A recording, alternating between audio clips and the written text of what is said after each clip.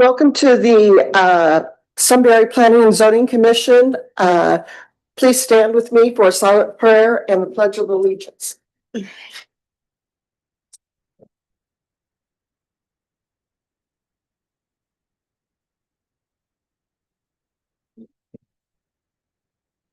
allegiance to the flag of the United States of America and to the republic for which it stands, one nation, under God, indivisible, with liberty and justice for all.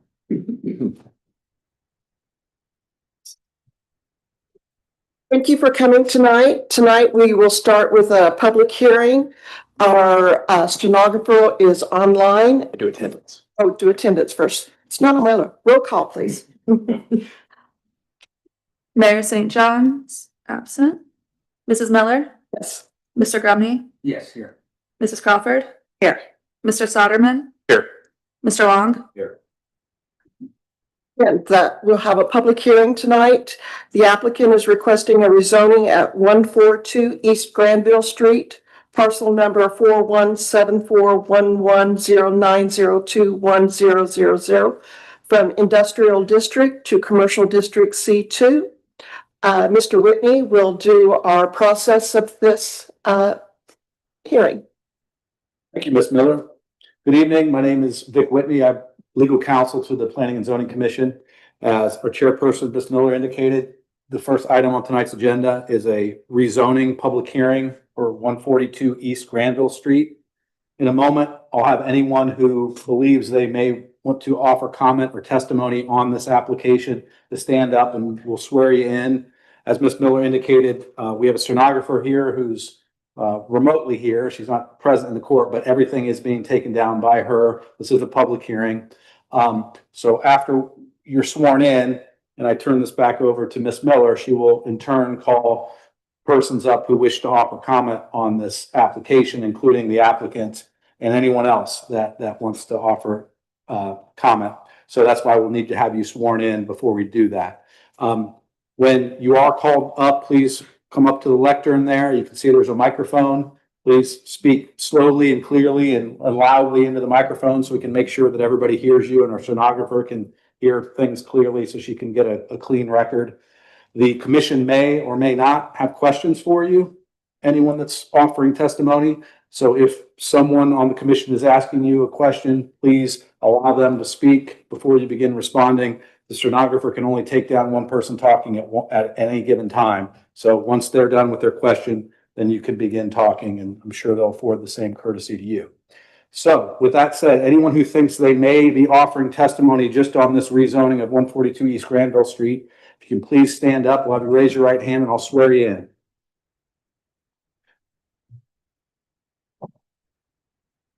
Do you swear or affirm that the testimony you're about to give is the truth, the whole truth, and nothing but the truth, so help you God, and under penalties of perjury? Thank you. Okay, you may be seated. Ms. Miller, before handing it back to you, I would next move to admit exhibits that pertain to this application. So I have marked as Exhibit A, a 9-page document, which includes the application and the other documents submitted by the applicant, including the Delaware County Auditor map of the location, the preliminary site plan, the legal description of the premises, and that's it. So that's a 9-page document marked as Exhibit A. Exhibit B is a 6-page document, which is the public hearing notice and the proof of mailing that went out to the affected property owners. 6-page document marked as Exhibit B. And then Exhibit C is a 3-page document, which is the staff report prepared by staff and submitted to the commission. So with that, I will move to admit the exhibits. Accept. Let's begin with the applicant presentation.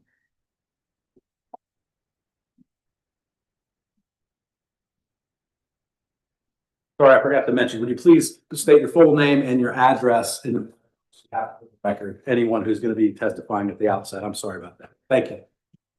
My name is Jared Fodor. My home address is 3090 Weaver Road, Mount Vernon, Ohio, 43050. And as I said, my name is Jared Fodor, and I, along with Scott Fodor, are requesting rezoning of 142 East Granville Street from industrial to C2 commercial.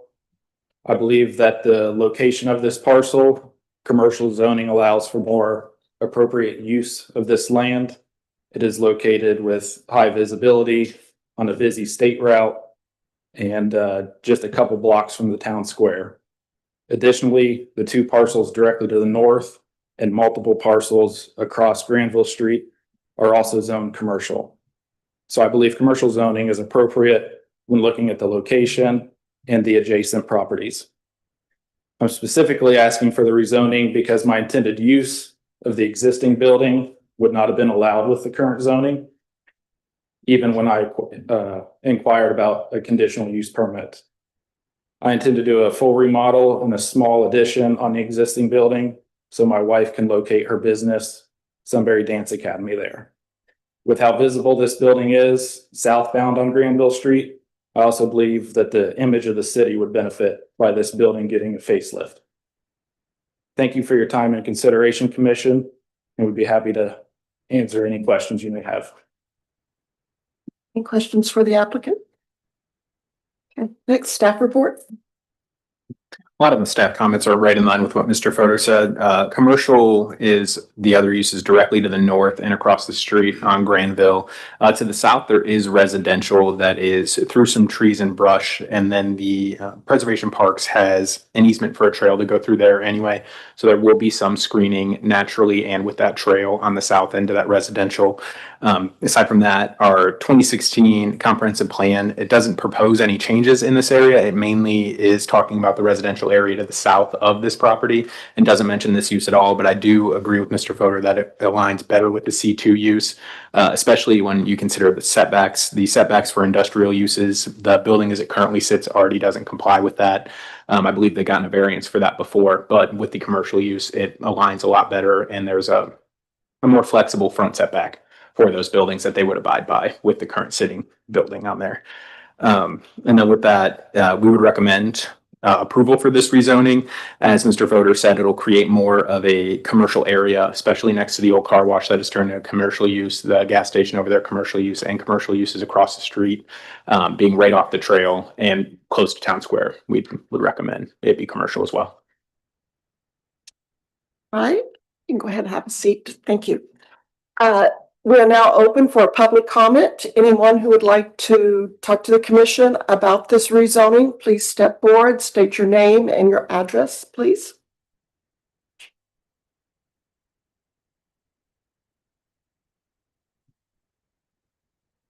Okay, seeing none, I'll open it for any commission comments and questions. Anyone have any questions, comments? I know. All right. Seeing no comments or questions from the commission, the public hearing is ended.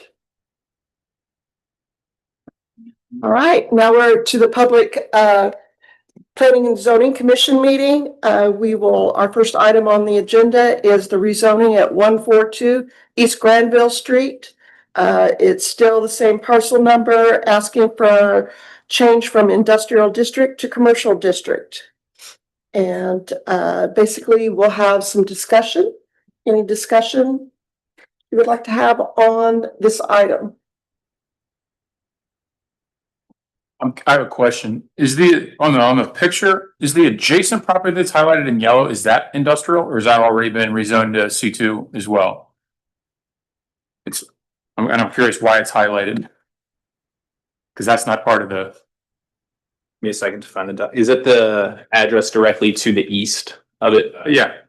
Okay, so that's owned by the applicant as well. That is currently zoned industrial and has not been rezoned to C2, no.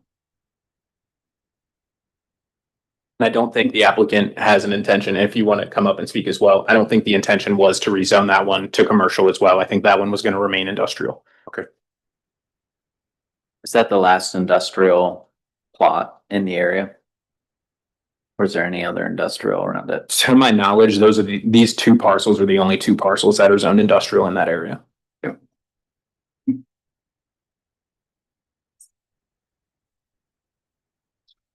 There are some across Granville. If you look at the front page of the staff report, you can kind of see it. But directly across, there's a long parcel that heads west. That parcel is zoned industrial as well and leads over towards Vernon Street. I can pull it up on the screen if you guys would like me to.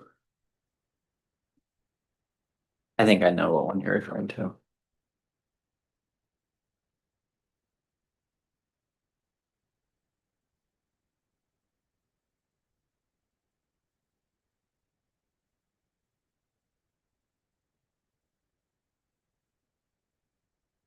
Reaction?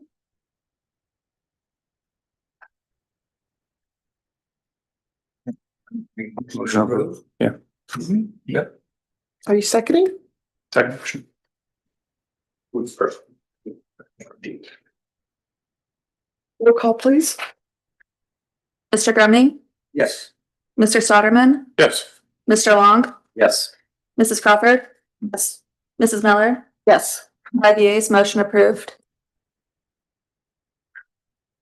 Next on our agenda is the preliminary plat at Eagle Creek Highlands, Section 1.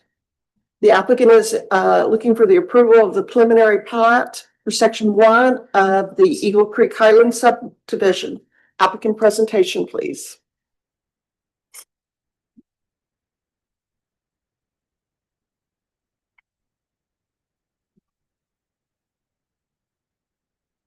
Good evening, members of the commission. My name is Nikki Martin. I'm with Pulte Homes, 475 Metro Place South. As mentioned, this is a request for review and approval of a preliminary plat for Section 1 of Eagle Creek Highlands that was previously before you for rezoning. This is the first section, which is 54 lots and portion thereof 6 public rights of way that will be extended in future sections. This will allow us to move forward with our final engineering plans and begin development as soon as those are approved. With that, I'm happy to answer any questions. Otherwise, I believe staff has a presentation as well. As Nikki said, it is 54 lots. This is in conjunction with the Eagle Creek Highlands subdivision, which is multiple other sections as well. This is just for the approval of Section 1 of that. And then any of the subsequent sections would also need to come back here for the preliminary plat to be approved. Based on my observation, nothing has changed between this and the original development plat that was approved, or development plan that was approved. So with that, I would recommend it for approval. Any questions or discussion from the commission?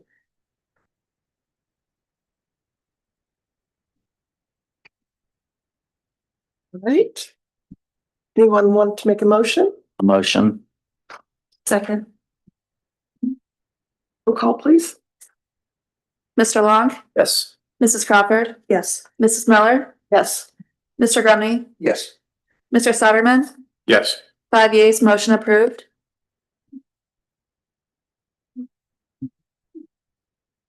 Next on our agenda is some staff presentations. We're going to start with street parking analysis. Katie Oberlin. That's right. And then I'm going to do a little intro on reasoning for the project as well. And then can you pull up the slides when you get there?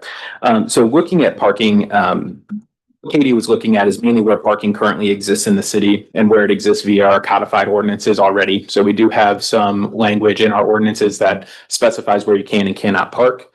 And then one of her tasks with that was to create a map showing that. So we can know exactly where the parking is currently. And then using the ordinances and the map that was created, identifying areas where we can improve our parking as the city continues to grow, especially looking towards busier sections such as the town square. So with that, I'll let Katie take it away. Hello, everyone. So as Alex said, I'm Katie Oberlin, and I've had the opportunity to work closely with Alex and Carla this summer, specifically with ArcGIS, and more specifically, looking at the parking policy that we have currently in our ordinance. So the goal of this originally was to see where is parking in Sunbury and to consider how parking needs may change as the city continues to grow, as well as make the policies that we have more clear and enforceable. So to inform my research and my report, I looked at our city ordinance, specifically chapter 351 is the main chapter that I looked at. This included mostly the no parking zones, so there were certain streets that were called out in the ordinance, and I used that language to create a GIS map, which you will see included in your handouts. So there were some specific, I guess, criteria that they defined in the parking ordinance, specifically 15-minute parking spots on the square, and as well as no parking anytime, tollway zones, certain parking restrictions based on time, days of the week, and school hours, as well as weather conditions. So I looked at those parking types as well as created the public parking category for parking spaces that are currently utilized, but that are not specifically defined in our ordinance. And I also mapped some of the ADA parking spaces on the square. So I used the current town square parking map in combination with the parking ordinances in place. I also looked at the zoning code in my research. So the next slide shows specifically the town square, and as you can see, there are quite a few parking lots. So I was looking at those and potentials for wayfinding and signage, as well as there is one section of West Granville Street that is technically considered no parking area, but there are parking spaces there. So I was looking at what the ordinance says and then looking at where the parking spaces actually exist. And looking at the next slide, I created this map to show all of the no parking zones within the city, including, as you can see, quite a few different categories of parking near the old school that maybe don't reflect the current needs of the community. So that I'll go into later with my recommendations of potentially adjusting the code to make those types of restrictions for the current active schools. And as you can see, there is a lot of gaps in this. So there's only certain roadways that are called out in the ordinance, which I guess affects some bit of how it looks visually, right? So you would expect maybe to see more of the city being mapped, but this is a reflection of what we have in our city ordinance. So in my research, to gain some background information, I looked at two local communities, one of them being Hilliard and the other being New Albany. So Hilliard, I know, is a bit larger than Sunbury, but similar in growth style and proximity to the urban core. They have some specific limitations in their code for specific uses. So during times when churches are active or during times when funeral homes are active, different types of restrictions for trails. And they also have a more specific street width standard for parking than we do. So they specifically say if the street is narrower than 26 feet, then you can only park on one side of the street, versus our code says that there just has to be 10 feet of roadway available for vehicular traffic. So just some different nuances. And in their comprehensive plan, they also called out reducing minimum parking requirements and making overall more consistent design. When looking at New Albany, I found generally there were not as many specific differences. Their strategic plan also does talk about connecting roadways to walkability and also talks about design quality and consistency throughout the city. And one thing that I liked that they did that we do not have in our ordinance is a clear definition for commercial vehicles and recreational vehicles, which could help when enforcing parking policies, specifically in the future, and having to deal with maybe different styles of businesses in residential areas and that type of thing.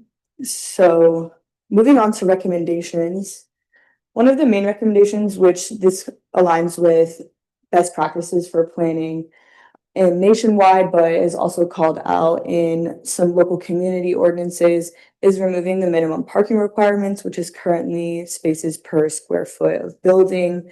So this would allow us to make sure there isn't an oversupply of parking, and also encouraging businesses to share parking is something that would be good for making sure that parking is being utilized and not just standing empty, as well as changing those minimums to maximums, just to make sure there's just enough parking to meet the community needs, but not to overexceed them.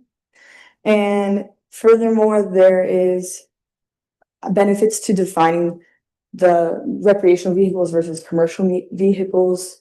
So this could look like time limits on vehicles like trailers, motorhomes, campers. 12 hours is a suggestion, but overall, I think there should be a restriction on the amount of time that people can have those, if that's something that the community needs, or there's something that becomes an issue.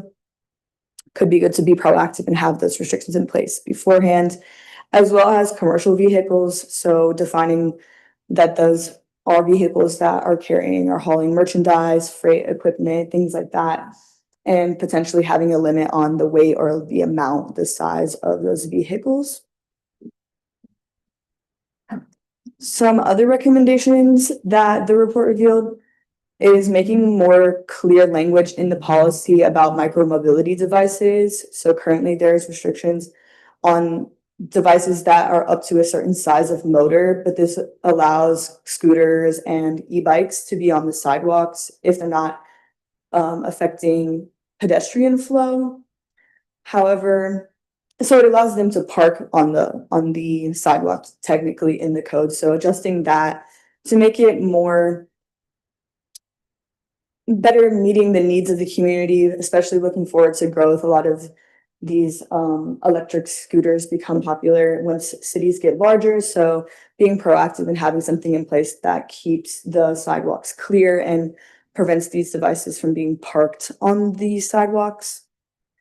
And there's also in the parking section of the ordinance, it says Director of Transportation. So there is the potential to clarify more specifically what this position would do, what this the role of this person might be for the future. And if we have more clear definitions in that ordinance, it could add some framework for the future of the city, as well as adjusting those road width policies to better define how we want narrow streets to be handled when it comes to parking on one side or the other. I think it would also should be adjusted to make the school adjacent areas parking policy more specific to those active schools, since it's currently not in alignment with the active schools. So with the high school, with General Rosencrantz, there's a few redundancies in the code. So just clearing that up so people know specifically where they can park, and so there are preventions in place for the future. And also to clarify some of the street specific clarifications. So adjusting the code to match what we currently have in place, specifically around the square, since right now there are some discrepancies in that. Furthermore, when we're looking at implementation guidelines, which these could be in a variety of short-term, midterm, or long-term, depending on what the city is prioritizing, but currently conducting a parking utilization study is at the top of the implementation list, just to see where the parking is, where is it being occupied, where is it being utilized, what are the costs, is there a potential for gaining revenue there? Removing the minimum parking requirements, as well as revising the language in the parking ordinance, updating it for the schools, and expanding on the micromobility parking guidelines, all could be included in the future zoning code updates. And looking forward to wayfinding in the community and adjusting signage, it could be important to maintain and continue to install signage that allows people to, for example, identify where the parking lots are and to specifically say if there is time limits at certain parking spaces. There's also room for improvement in a way so that when parking ordinances are added in a development text agreement, for example, that they can be added to the city ordinance as well, so they're more accessible to the public and you're able to know what the development text is saying about parking without having to request the documents. And defining the transportation coordinator position might be a more longer term goal, but it could be a good goal, especially as the city continues to grow and there are more traffic. And overall, these recommendations could all be integrated into the overall future comprehensive plan to make sure that the visioning of Sunbury aligns with those, with good parking policy. So looking forward, these updates are all intended to improve the safety and accessibility of the community, as well as improve economic vitality, economic development of Sunbury, and the implementation will better align Sunbury with best practices in planning specifically related to parking. Any questions? Thank you, Ms. Oberlin. I appreciate the thoughtful and thorough presentation on parking. As we grow as a city, that becomes more and more important. So I appreciate you taking the time to look into that. Just curious, I didn't hear anything, and I don't know if I missed it or not. I don't think so, but I see a lot of golf carts. And that tends to be a growing trend. Is there any need the city eventually to address golf cart parking? And is there a specific area for golf carts to park, or do they take up car spots? Was there any look into that at all? So that's actually interesting, and I think I could definitely look into that for my further written report. So from my understanding, I didn't read anything in the ordinance about golf carts specifically. But I believe that their engine size would exceed the limitations for parking on sidewalk. Sure. So I think that could definitely be something to keep in mind in like the code updates and like looking at the future vision, since there are quite a few golf carts in the community. Thank you. I'd like to add that it is very common to have a golf cart ordinance or policy for a community, especially if it becomes well-traveled on the roadways. So if that's something that you hear the community either complaining about, or they just want more guidelines on what is typical, it's something that we could definitely find around Central Ohio. Thank you. I have a question on the parking zones, and I do appreciate you putting all this together because it did bring a lot of additional questions to my mind after your presentation. With the next step being define where are parking spots and the number of where each thing is. An example is, do we know if we have 50, 100, 200 in the downtown area? And what, is kind of what is needed in that area? Is that kind of like a version 2 coming up? Or Yeah, so I think that would be part of the parking utilization study or like a traffic schedule study, showing how much parking do we have, how much of it is being occupied, and how much more do we need. But I guess that's a good idea for next steps. I'm looking for ways to expand on it, but I haven't actually counted, or there's so many parking spots that aren't in the code, like in the commercial areas of the city. So I think it would be interesting to think about that, like how many there are and how many are being used. So Alyssa, do you want to talk about the streetscapes? I mean, you've taken a look at the number of parking spaces in the downtown.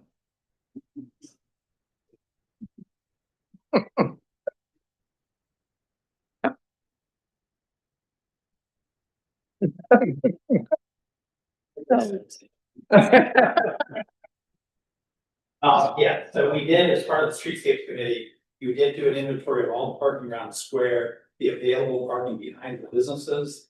I think we also tried to get some sense of utilization rate. We did also outreach to businesses to determine how much they needed. So there has been some work done, at least around the square, in terms of number of parking spaces available.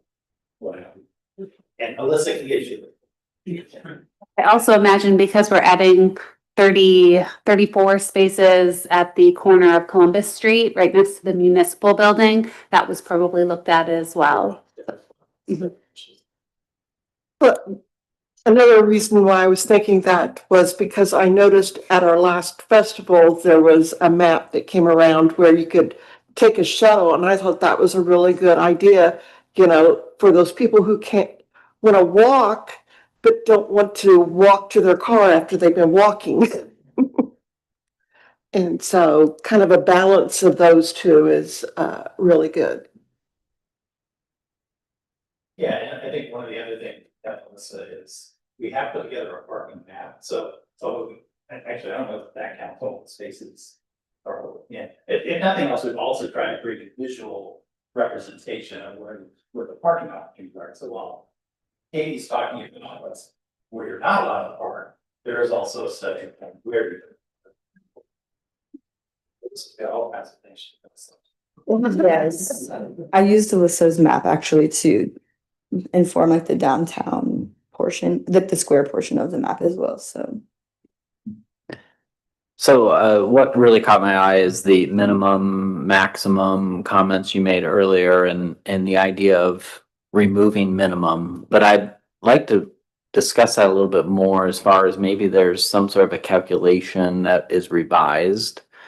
I think I'd be concerned to say there's no minimum, like you can open something up and not need any parking, but I have been seeing what down in Westerville at Meyer and Kroger, they've been infilling the parking lots. So I don't know what they did or what they revised, if they're finding something of a good mix or a good calculation where maybe they built too big of a parking lot and they're scaling it down.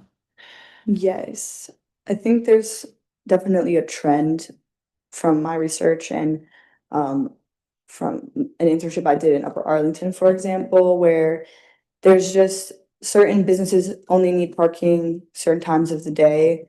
So encouraging that sharing is definitely crucial to make, like, allowing that removal of the minimums to work, because don't want to invite people to come to the city and then there is nowhere for them to park, right? So I think oftentimes like parking guidelines are a lot of times included when you guys as a commission are approving new developments. So I think there are enough checks and balances in place where our team and the commission are going to make sure that a development isn't being approved without any parking at all.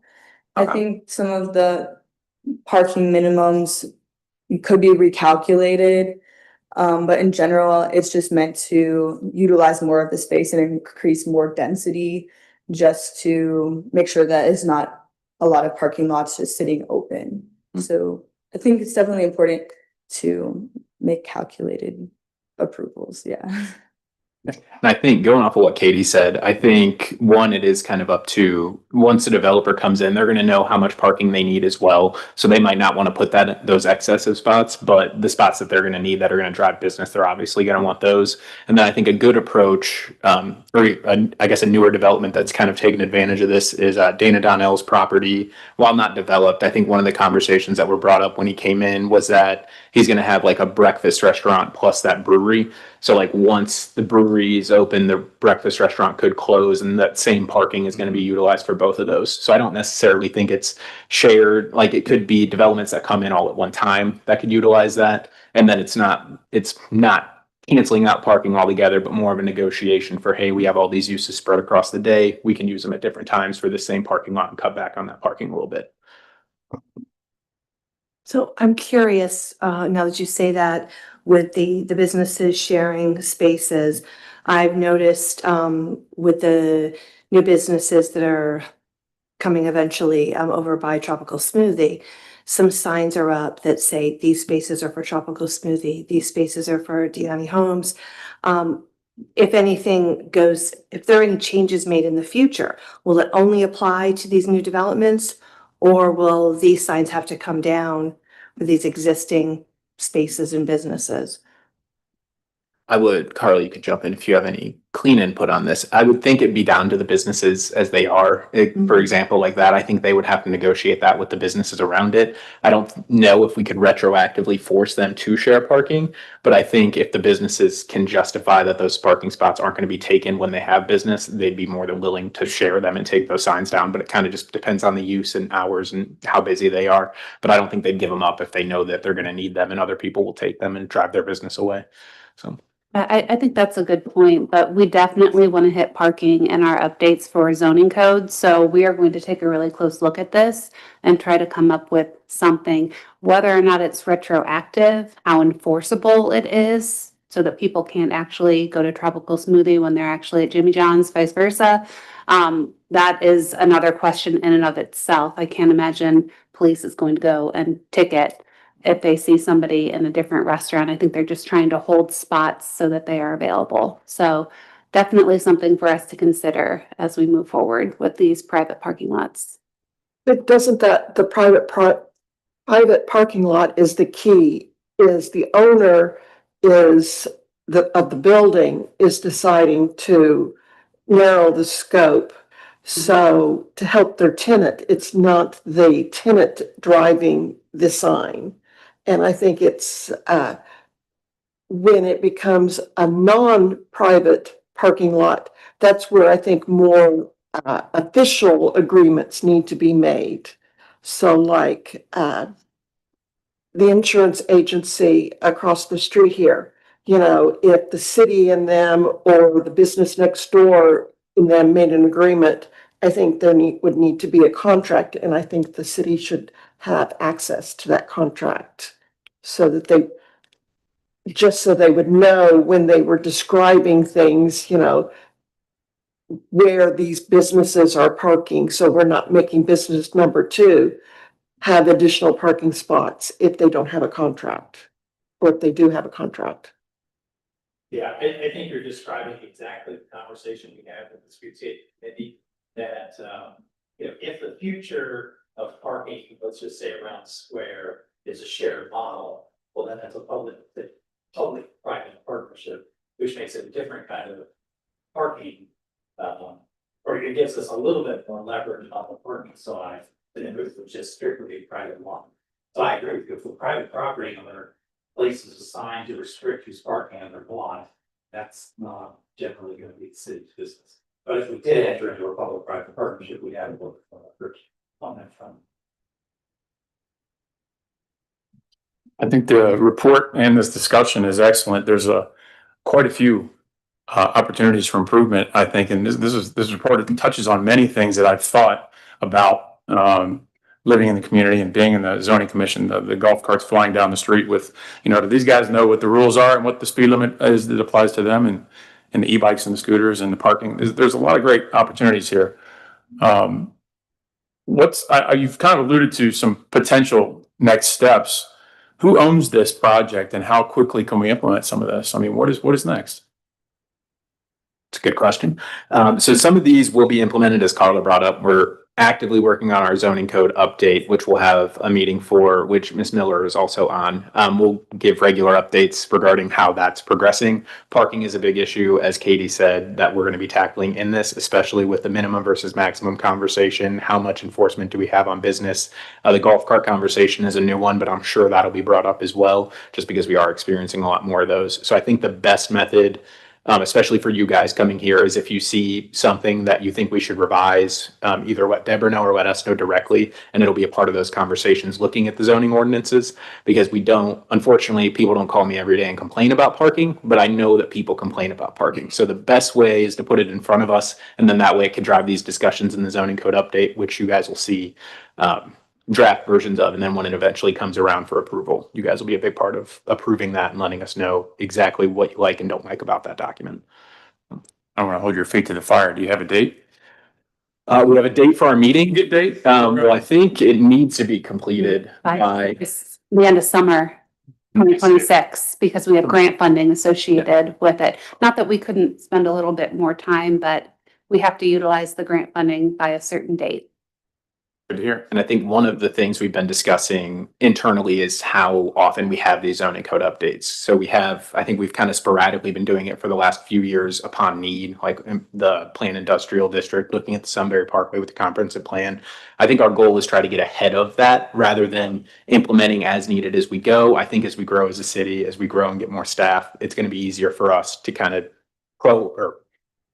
proactively make those adjustments rather than seeing the problem and then reacting to it. So I think it is just all about timing and implementing it as early as we can and seeing what adjustments we need. Just in the presentation that you gave, I think you referenced New Albany and Hilliard maybe were two, I don't know if you're calling them best practices. I mean, how are you going about utilizing other suburbs? Yeah, Find the best practice. I think in like an expansion of this study, before I finalize the written report, I'd like to look at a few other suburbs. Those were just two that like Alex had recommended me to look at, and I think it showed me kind of what do they have in place versus what do we have in place. And I also did a lot of looking into like the American Planning Association and the different research that they have done in different cities across the nation. So there were some things, I think the comprehensive plans and the strategic plans from those two cities definitely call out some more of those best practices, things that are not yet reflected directly in their ordinances either. Does that answer your question? Yes.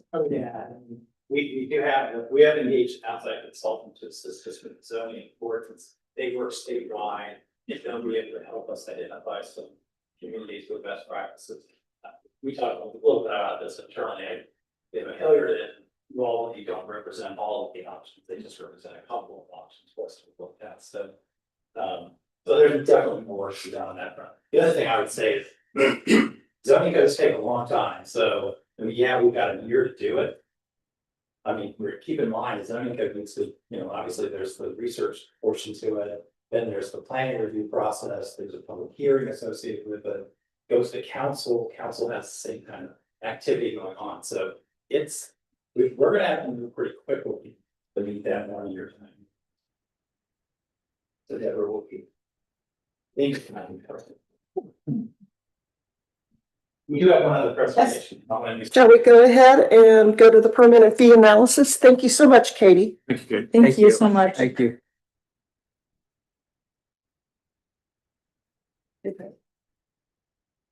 All right, and the second presentation, just to give you a brief reasoning behind it, is looking over zoning permits and fees. Right now, we have limited options as far as permits go, most of it being encompassed in a zoning certificate, just with that name. So most decks go under that, additions will also go under that. So that's kind of a catch-all for everything. So this is going to look at these specific types of permits, help us with tracking and classification, and then with the rising volume of permits that we're processing, hopefully later on down the line, being able to look back and see specific number of decks rather than specific number of zoning certificates will be helpful in the long run just for tracking development within the city. So I'll let Alexia take it from there.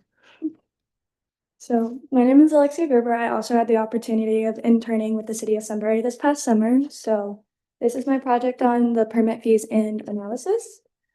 So as Alex mentioned, we're pretty limited on our building permit types that we have. We currently only have 5 building permits, major commercial/industrial, major subdivision, fence, commercial sign, and residential zoning certificate. And as you mentioned, that residential zoning certificate is kind of the catch-all that just encompasses about everything else.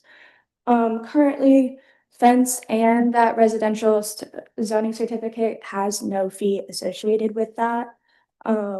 Just that means that a lot can go under the covers with that.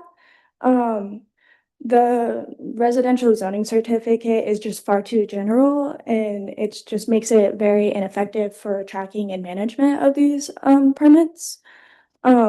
Its broad scope really allows for multiple projects to fall under this. So this can be anything from a garage to a pool to you name it, it's under there. And it just complicates reviewing permits in the past. So like for me, like trying to do this analysis was a bit difficult because there are some things lumped together. And although the lack of these permits has not been critical yet, it could be problematic if we introduce these fees later. So we would need more clear classification of this. And at the same time, the number of the number of permits are being increased each year. So as you can see, Kittner Crossing here is one of the several subdivisions that have come into the city of Sunbury. And with that, it brings a flood of home improvement permits, such as, fences, pools, all of that. And yeah, so introducing those fees is just more than just a number. It's more about creating a structure and transparency and accountability. It would help the city track growth accurately and maintain these records more effectively and ensure new development really reflects the character that we want in Sunbury. And that's part of the importance of that. A structured system also supports staff time needed to review these permits more thoroughly and encourages residents to actually approach these processes more responsibly rather than treating it as a simple formality that needs done, just a box that needs checked. Another thing with this project would be requiring more detailed documentation, like construction plans, elevation sections, all of that. It would just ensure that these projects improve accountability across the board, as well as I said, instead of being lumped under this one window. These changes just lead to a safer, higher quality construction that meets design and material standards and just protects the homeowners and the community more overall. And so my methodology in this project, so to start, I analyzed the permits that our city had issued over the past year. So 2023, 2024, and through June 2025 is what I assessed. I then also researched more neighboring cities, as Katie did, to compile data on them just to cross-compare what the difference is here. And then based on these comparisons, I then construed a range, just what would potentially suit our community as best possible. And then since final decisions on any numbers would be completely beyond my authority, I then shifted my focus into developing application guides, which are for the applications to just explain the processes for the citizens. And these guides are just meant to walk residents through this process and make it much more user-friendly. So just some quick things with Sunbury. Throughout the years that I had stated, we had issued over 1,000 permits, and 58% of these did not have any associated fees. Several of these projects include fences, decks, accessory structures. Those are our most common ones that we have seen. And another thing to note is that Sunbury, when I compared it, had many categories of permits that like the other cities had, and we just do not. This just shows a large portion of permitting activity is happening without generating any support for the time and effort that staff takes to process them. And then this is just a snippet of what I found like comparing to other cities. The chart's actually bigger than that, but this is just a focus. So I had compared it to 9 nearby municipalities to just give a broader range of perspective. Sorry. The review had showed that most of these cities had very detailed systems for managing permits, including clear categories and more structured processes. Many cover types of projects, as I had mentioned, that Sunbury just doesn't even have altogether. And they just had overall better systems of tracking their permits that they have issued in their city. Another observation is that many of their fees had included utility inspections, which currently Sunbury does not do. Those are through Delaware County. However, there is a gap where Sunbury could fill in for more compliance inspections that Delaware does not handle as well. So the main takeaway that I got from this was that structured permitting systems are more of a regional norm, and Sunbury is more of an outlier with this. Given that we do not have this fee structure, we cannot have the same as they have. So from this, I created a proposed fee range. So based on the nearby cities, I selected 3 different price or ranges from all these categories that I felt best suited our community. This is meant to give a little bit more flexibility, the lower end being more of just what would be considered our administrative time that was taking on this. Mid-range reflects more of kind of what the comparison cities are doing, and then the higher end is also like the more upper end are doing, so something like Columbus, which is a little out of our reach. But the overall goal was to introduce a structure that just starts at a reasonable level, striking a balance between compliance and fairness without overwhelming residents who are accustomed to not having this system. And just to keep the process transparent and simple, there's also a potential application fee and inspection fee at the bottom that could be added on. This would be just a flat fee across the board just to help get our foot in the door. And they would just be built into the permit itself. And then this is potential revenue that we could have had if we had implemented those fees the past few years. These calculations only include permits that we currently have or require. And based on these figures, Sunbury could have collected roughly 18,000 on the lower end and 60,000 on the higher end, just roughly. And this just demonstrates that implementing a structured system could provide more meaningful growth that the city of Sunbury is kind of missing out on right now. And that's where the end of my more nitty-gritty analysis went, and I turned my focus then into the permit application guides. So as you guys have these papers, these are just guides that are to help accompany the application itself. A key goal of this project is to make it clear for the citizens for applying for these. These guides break the permit process into simpler, easy steps, and it breaks it down. Each permit has 8 sections. So the first being, what is this permit for? This just clearly explains whether this applicant needs the permit. The next being application requirements. This would list any documents, any information that they would need to apply for this. Then follows the permit process so that it just outlines just exactly what they need to do, so it makes it clear. And then fee breakdown would just be transparent cost of what they're applying for. Some important considerations highlights the key points or reminders to ensure compliance and proper preparation. And then the city action explains the city's responsibility, timelines, and next steps for the applicant if approved or denied. Permit validity covers conditions, expirations, or any restrictions that a permit may have.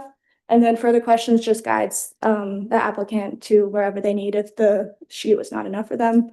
All the blue is just links, so it directly takes the applicant there. And the design was to be simple. That is what it was intended. It was supposed to be very readable, very quick, easy pickup, understand what you need. So my immediate recommendations from this analysis, first and foremost, is to create separate permits for the ones that we see a lot, which would be the pools, fences, decks, and potentially certificate of occupancy. This just would improve clarity for residents. Often these are already asked for if we have these permits, and it gets confusing. My next suggestion is also to implement a flat application fee. This simplifies the system of introducing this, making it just standard across the board. And it would just be permitted or bundled into a fee. So for example, if we implemented a fence permit and the cost was $50, the 25 application fee would already be baked in there. And that brings me to the next point, which I believe we should look at adopting these mid-range fees that I had suggested. It just strikes a balance between covering staff time and resources required to assess these permits while still being reasonable for residents who are accustomed to not having this. And then another key improvement would be requiring a little bit more detailed documentation. As of right now, what we get is typically a plot plan and then maybe an HOA approval document if that is applicable. And that's not a lot. And I feel that it would be necessary to require more. Often other permits or like the zoning permits in the ordinance require multiple documents, construction plans, technical details, all that. So I feel it's fair to have that same standard with these permits as well. With that, I also think we should attach these documents or attach the application guides to the application so that it's just right there for the citizens to click on, be informed, understand what's going on. And then if adopting an actual fee system, I believe we should also have a comprehensive fee schedule that is very standard across cities, just to have it's very clear and transparent and really helps.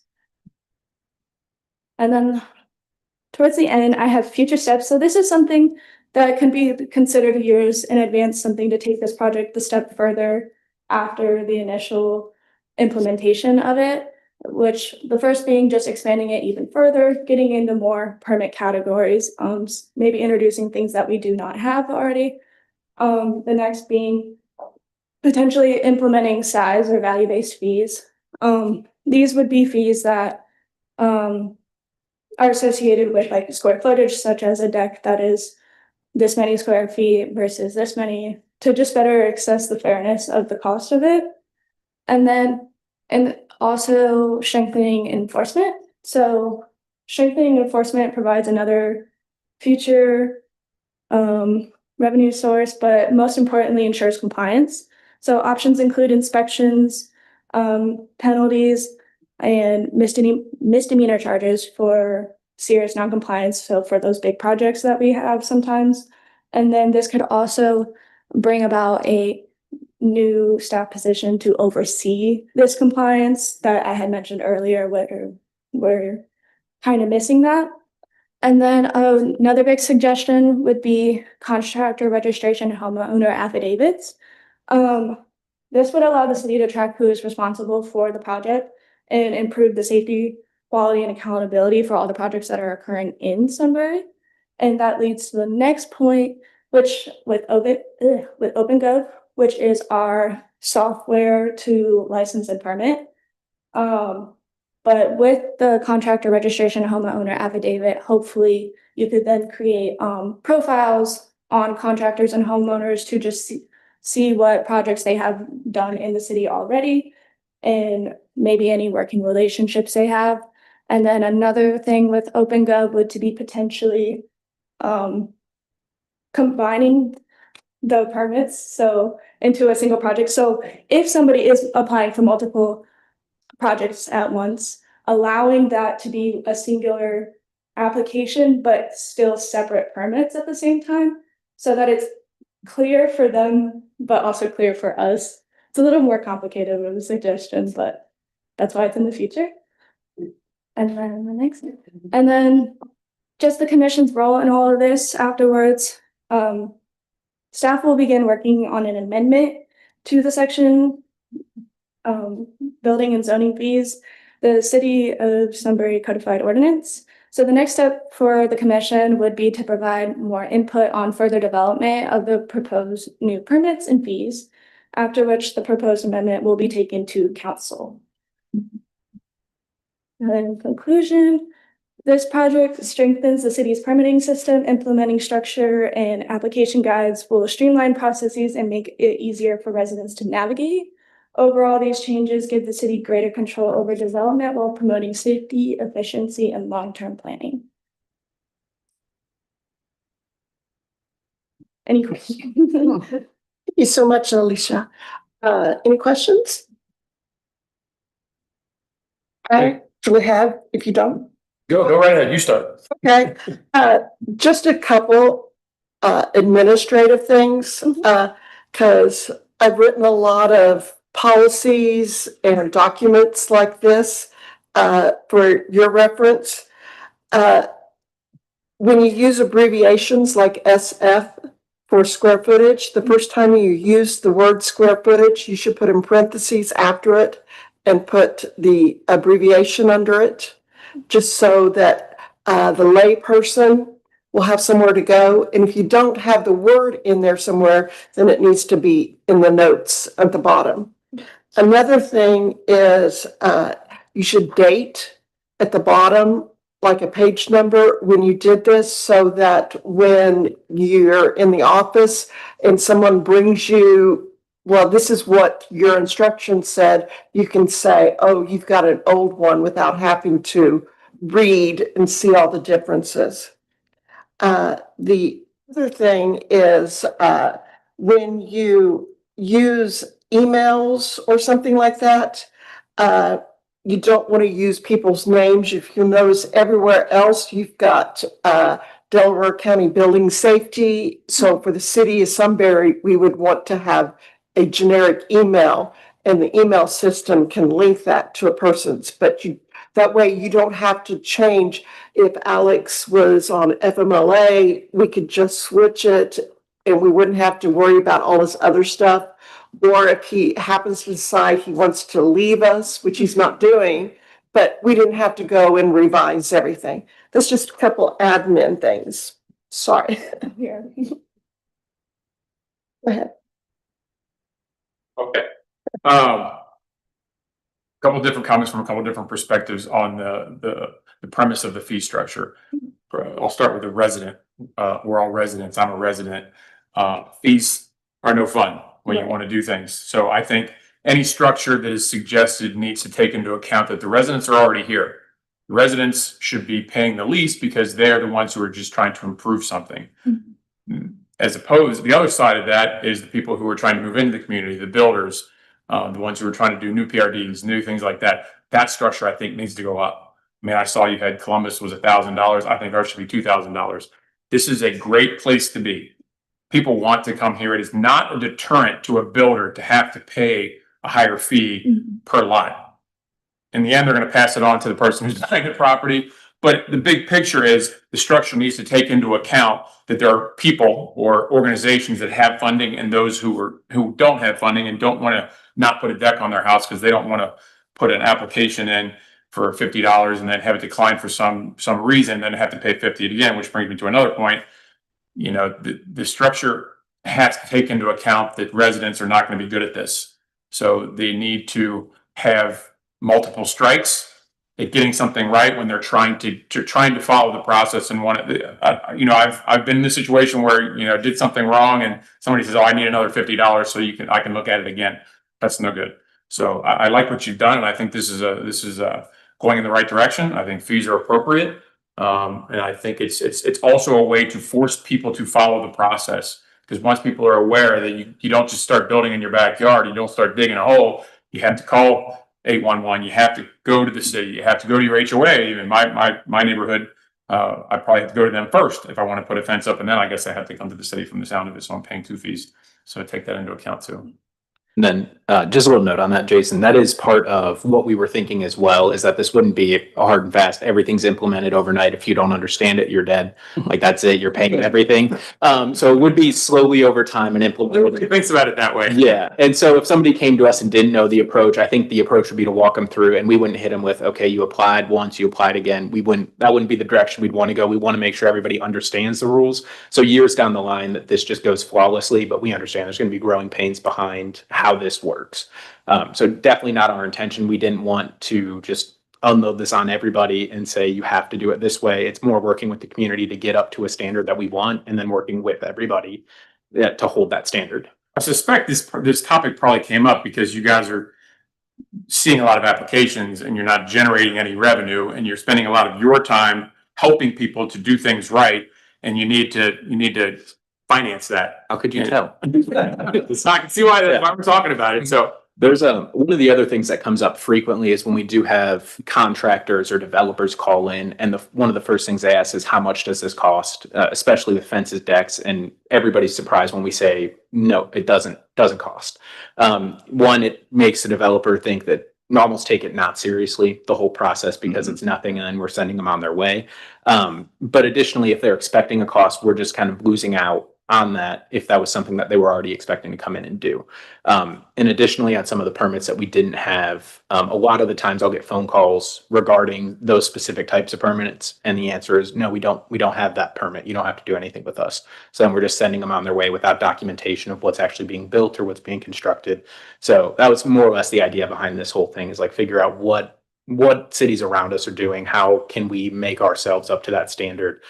We are growing, and this is something we definitely want to track. As we mentioned, we have grants coming in. If we're able to provide more information, more data, that'll even help drive grants. It'll help us grow internally just by capitalizing on what we're already doing. So, Am I remembering incorrectly then, or maybe this is different?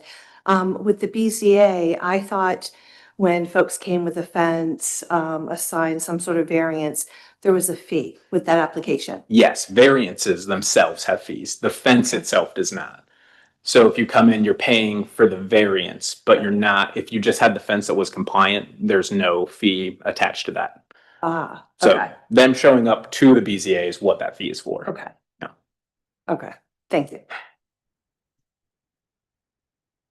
Ms. Gerber, I just want to say, great presentation, very timely, did an excellent job. I think this is a very important project because as we're growing as a city, just to complement what Alex was saying, we need to have better controls in place to understand what's going up. So I think this is a great start into an investigation of what we need to do as a city. And I just want to say to both of you, having presented when I was younger, it's terrifying.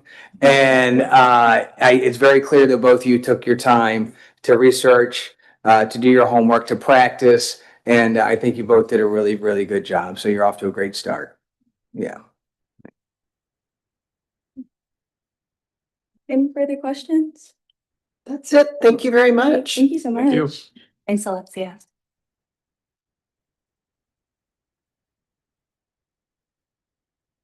Next on the agenda, do we have any visitors who would like to come and speak to the commission? Seeing none, next is the approval of the minutes.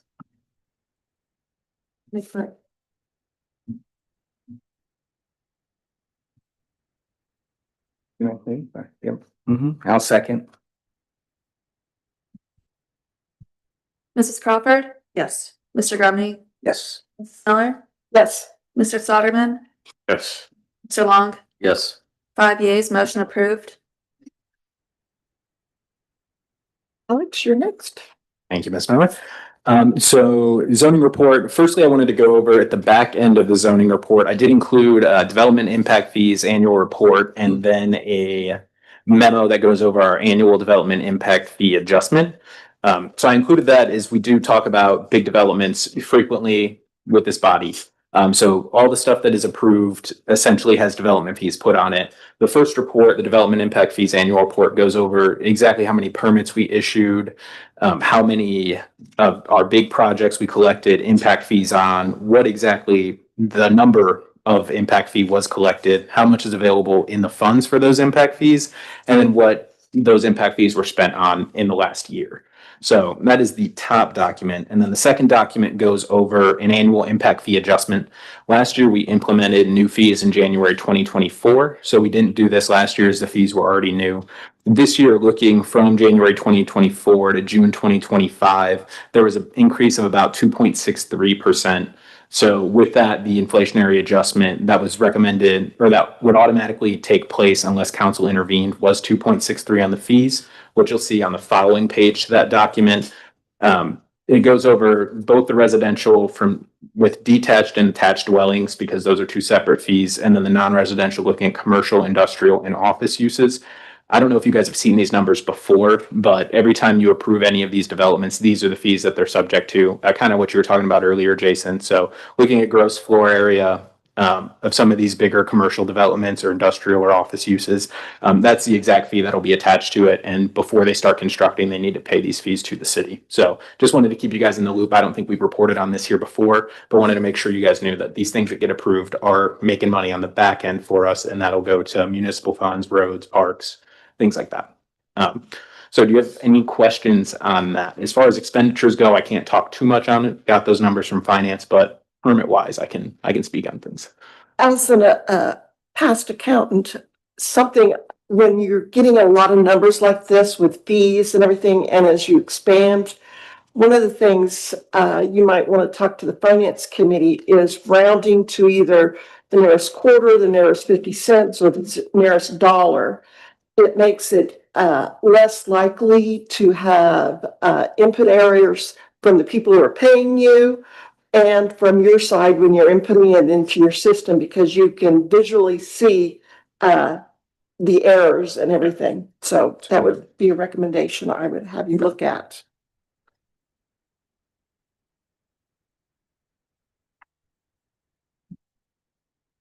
Any further questions on that? All right, I will jump into zoning report then. So this month you probably noticed that we had a lot of occupancy permits. I did catching up with one of the developers in Rolling Hills. They were just holding their permits, so I got all those. So that reflects why that number is gigantic now. Being 49 occupancy permits for this month, all related to Rolling Hills. On top of that, we had 15 new zoning certificates, 5 of which were new builds. That puts our total for August at being 5. Compared to last year, we had 27. That was due to development of one of our apartment buildings. I don't remember which one off the top of my head, but puts it at us at 89 for the year. As we've talked about every month, we're not really on a down year, but we only have one developer currently going in aside from the multifamily. So it's a little less than we've had before, prior years being 3 typically at a time. Of that, the update to Rolling Hills puts their occupancy now at 99% as well. So Rolling Hills is almost capped off here. Price Ponds is still growing. They just got about halfway through their zoning certificate. So about half of the homes are being able to be constructed in Price Ponds. And then Magnolia is also pretty close to having all their zoning certificates. So they'll be able to build every house over there soon enough as well. Our year-to-date single-family homes is now at 82. Multifamily, we didn't get any additional this month, so we're still at 154 units for that. And that is all for the zoning report. Any questions on any of those numbers?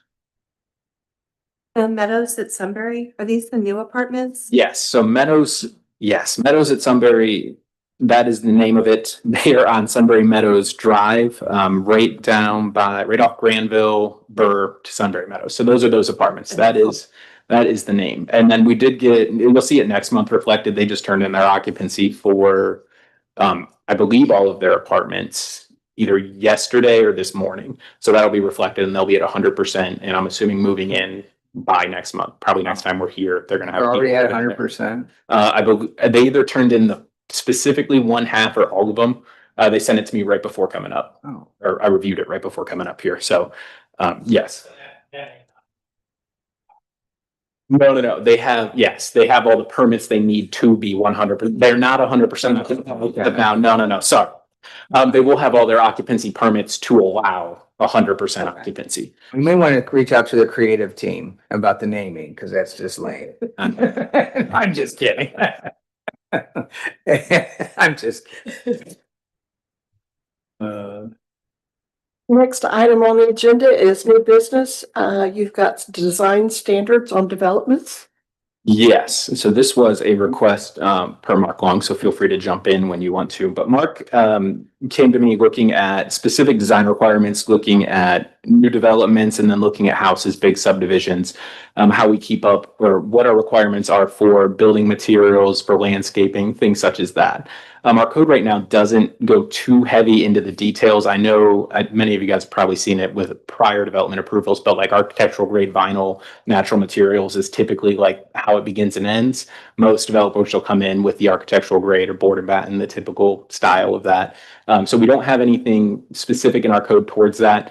I did pull up a section regarding conditional uses. Sometimes there are things that reflect building materials in that, but nothing specific that we'd be looking for. So I don't know where you wanted to take the conversation from there, but I know I kind of brought this up 2 meetings ago, and it was more around maybe creating our design standards for developers when they come in. I think when we receive them and review them with the developers, we probably have our own opinions on maybe how we would like to see things.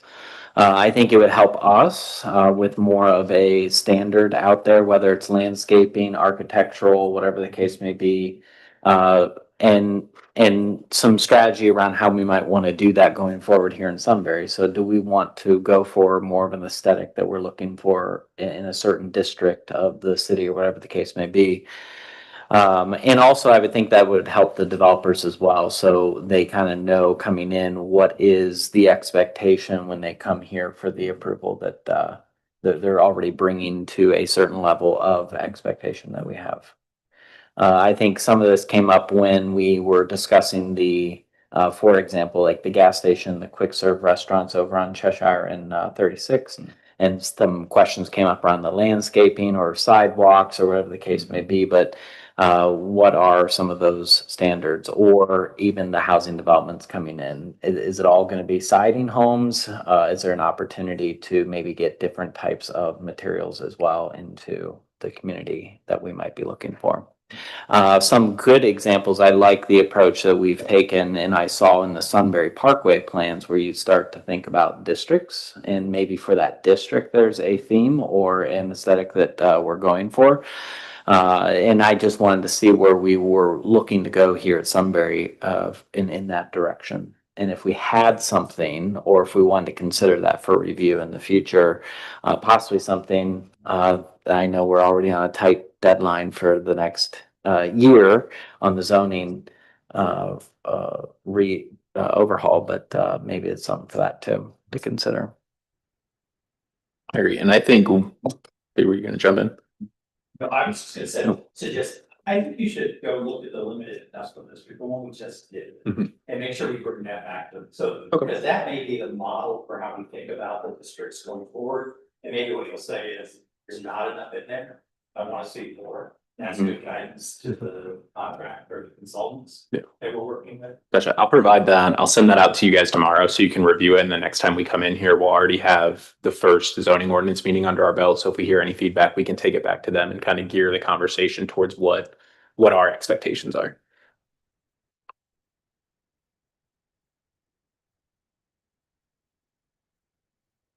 Any other new business?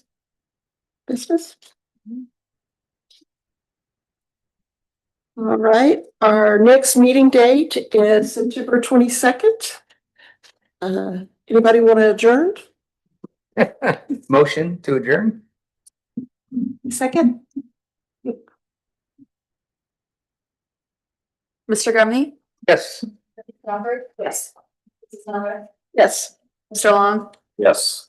Mr. Butterman? Yes.